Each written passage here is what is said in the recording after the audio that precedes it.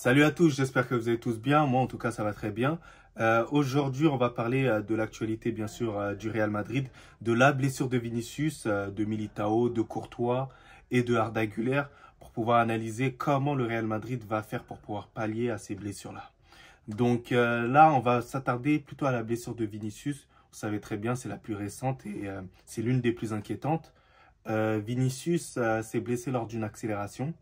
Il s'est tenu l'arrière de sa cuisse et on s'était dit que bon, il serait présent d'ici 3 semaines.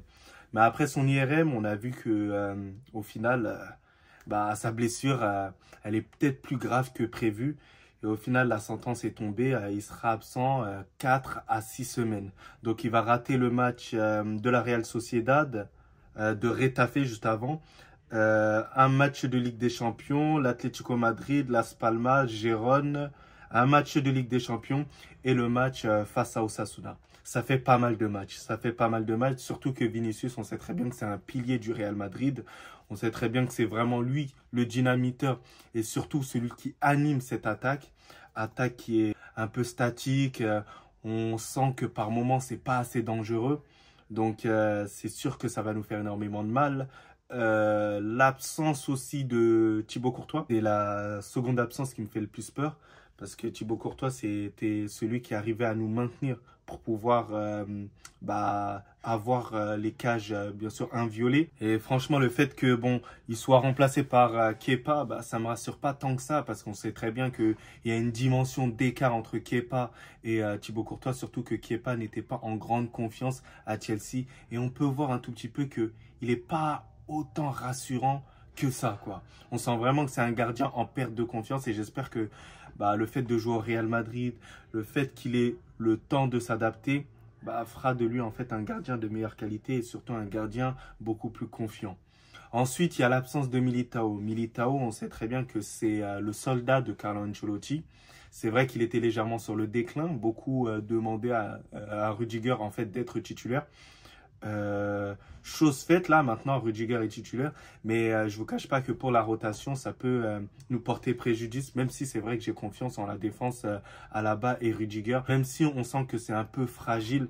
Je sens qu'ils pourront s'adapter au fur et à mesure. Ensuite il y a Arda Güler. Arda Güler, c'est pas trop inquiétant, il va revenir dans quelques semaines et on va voir enfin ses qualités, hein. Si il peut s'imposer actuellement au Real Madrid ou si à la fin de la saison, il va falloir le prêter pour qu'il s'aguerrisse avant de revenir ensuite à Madrid. Donc, si vous voulez en fait avoir mon avis par rapport à la situation actuelle du Real Madrid, moi, elle ne m'inquiète pas tant que ça. Je ne vous cache pas que le Real Madrid, même sans Thibaut Courtois, même sans Vinicius, Militao, est censé quand même remporter ou limiter la casse sur tous les matchs que je vous ai cités, de Retafe jusqu'à Osasuna. Je pense que le Real Madrid est doté de qualités vraiment exceptionnelles pour pouvoir en gros pallier à leurs blessures-là. On est quand même le Real Madrid, on n'est pas le Celta Vigo, que ce soit au milieu de terrain ou même on sous-estime énormément en attaque. Quand même, on a un Rossellou qui peut très bien jouer en pointe, on a un Brahim Diaz qui peut s'adapter en tant que numéro 10 ou même ailier droit, et on a un Rodrigo qui peut en fait s'adapter aussi en tant que numéro 10 et en tant que ailier gauche. Donc c'est quand même des joueurs de qualité que beaucoup d'autres équipes auraient aimé avoir. Et nous en fait, faut pas en fait qu'on minimise ces joueurs-là qui peuvent apporter des choses au bon moment. Donc franchement, aucune inquiétude par rapport à ça. Enfin, aucune inquiétude, une petite inquiétude, mais on va pas en faire des tonnes et des tonnes. Le seul bémol, c'est Florentino Pérez. Florentino Pérez qui ne souhaite pas en fait recruter d'attaquants, même après la blessure de Vinicius, j'espère qu'en fait c'est faux. J'espère qu'en fait c'est du bluff. Parce que nous, on attendait tous un Harry Kane. Voilà. Mais Florentino Pérez a fait le choix en fait de temporiser pour permettre à Kylian Mbappé de venir au Real Madrid. Et j'espère pour Florentino Pérez que ce sera le cas. Parce que sinon, offensivement, on va pas se mentir que c'est un tout petit peu juste. On est quand même le Real Madrid et on devrait avoir beaucoup plus d'attaquants. Il y a un Brahim Diaz qui est considéré pour moi comme un numéro 10.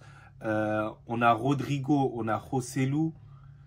Et on a Vinicius, c'est pas assez. Là, on voit qu'après la blessure de Vinicius, tout le monde s'agite, tout le monde stresse. Et c'est pas normal. Donc, voilà, le fait que Florentino Pérez nous dise qu'il ne souhaite pas recruter d'autres attaquants, même après Vinicius, bah, au final, on se dit que, dans tous les cas, Florentino Pérez, il va tenter le coup Mbappé à la fin. À la fin, dans tous les cas, il va vouloir aligner de l'argent et Kylian Mbappé viendra au Real Madrid. Même si après, hein, vous avez par exemple votre propre analyse à travers Kylian Mbappé. Moi, c'est pas le joueur que j'aime le plus. Hein. J'en parle parce que l'actualité fait qu'on doit parler de lui.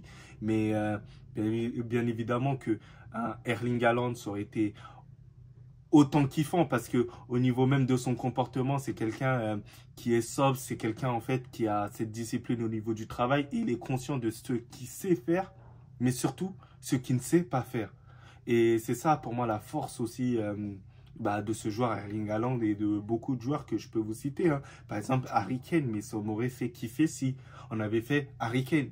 Et après l'année prochaine, si Mbappé il est libre, hein, on a Harry Kane et Mbappé dans tous les cas. Donc voilà, c'est dommage que Florentino Pérez a un amour fou pour Kylian Mbappé. Et voilà, c'est pour ça que probablement, hein, on peut se heurter en fait au fait que Kylian Mbappé change tout d'un coup d'avis et souhaite prolonger pour une longue durée au Paris Saint-Germain. Espérons que Florentino Pérez a raison une nouvelle fois. Moi, je ne doute pas du président Florentino Pérez. On sait très bien que c'est le meilleur président de l'histoire du football. Et il sait mieux que nous la situation actuelle en fait du Real Madrid compte tenu du recrutement à effectuer par la suite. Donc voilà. Donc après vous avez pu voir que le Santiago Bernabéu il est terminé, quasiment terminé. La pelouse a été posée et tout.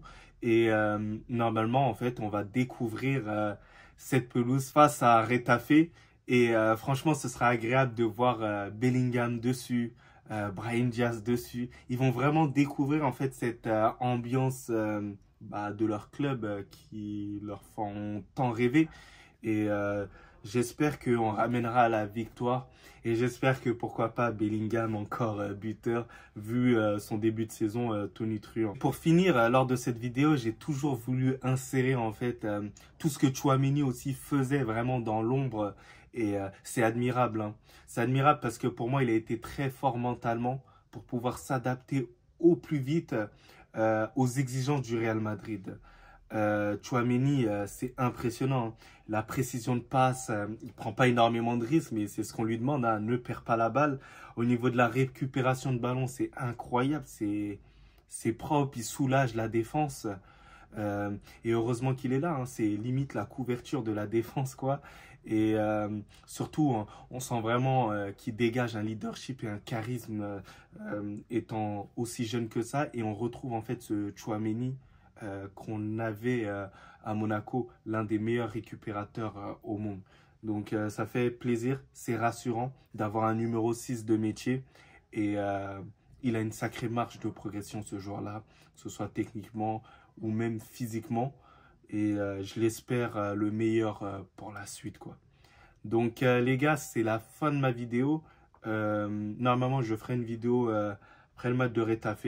Après, on ne sait jamais. Hein, compte tenu du dossier aussi Kylian Mbappé, peut-être que je ferai une vidéo aussi YouTube.